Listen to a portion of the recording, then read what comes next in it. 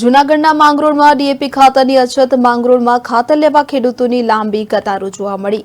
ખાતર લેવા ખેડૂતોએ હોબાળો કરતા પોલીસને મદદ લેવામાં આવી તો વહેલી સવારથી જ ખેડૂતોની ખાતર માટે લાંબી કતારો જોવા મળી રહી છે। ડીએપી ખાતરની અછત જોવા મળી રહી છે ત્યારે વહેલી સવારથી જ ખેડૂતો ખાતર લેવા માટે કતારોમાં ઊભા છે। વાવેતર સમયે ખાતર વિના ખેડૂતો પરેશાન જોવા મળી રહ્યા છે। તો આપને જણાવી દઈએ કે જૂનાગઢના માંગરોળમાં ડીએપી ખાતરની અછત જોવા મળી હતી તો માંગરોળમાં ખાતર લેવા માટે ખેડૂતોની લાંબી કતારો જોવા મળી રહી છે। વહેલી સવારથી જ ખેડૂતો ખાતર લેવા માટે પડાપડી કરી રહ્યા છે। ખાતર ડેપો ખાતે પહોંચી રહ્યા છે અને લાઈનોમાં ઉભા રહેવા માટે મજબૂર બન્યા છે।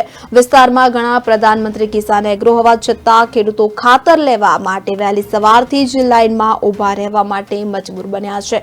ખેડૂતો હાલ શિયાળુ વાવેતરને આખરી ઓપ આપી રહ્યા છે ત્યારે ખાતરની અછતથી ખેડૂતોના પાકને નુકસાન થવાની પણ શક્યતા સેવાઈ રહી છે। ખેડૂતોએ રાજકીય નેતાઓ પર આક્ષેપો કર્યા હતા કે ખેડૂતોના પ્રશ્નો માટે તંત્ર આંખ આડા કાન કરી રહ્યું છે ત્યારે સરકાર દ્વારા ખાતરની અછતને પહોંચી વળવા કોઈ પગલાં લેવાશે કે કેમ તે તો જોવું રહ્યું।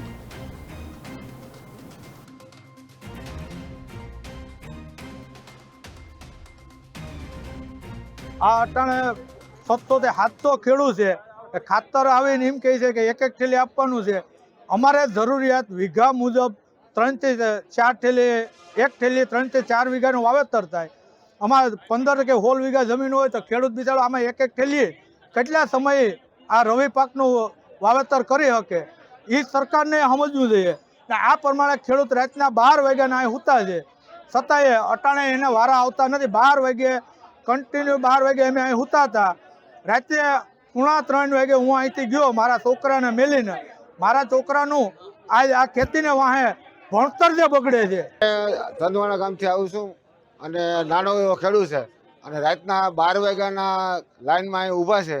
અહીં એક થેલી વીઘા ખેડૂત દીઠ આપે છે, એક થેલીમાં કંઈ પુરવાર થતી નથી અને ખેડૂતો બહુ હેરાન છે।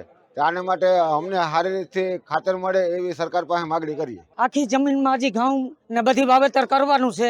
મને એક થેલી ખાતરની અટાણે 11 વાગે મળી। અટાણે મારું એક થેલીથી કંઈ પણ ભેરું નથી થાય હગે એમ। આ અટાણે મારા ખેડૂત ભાઈઓ જો તો ખરી આની હાલત તો જો એકના મોઢા સામું જોવા એમ નથી। ચૂંટણી ટાણે રાજકારણ આખું ભેરું થાય। અટાણે મારા ખેડૂતની આવી હાલત છે તો કોઈ રાજકારણ અટાણે અમને કોઈ સહારો નથી દીધો। આ અટાણે 700 થી 700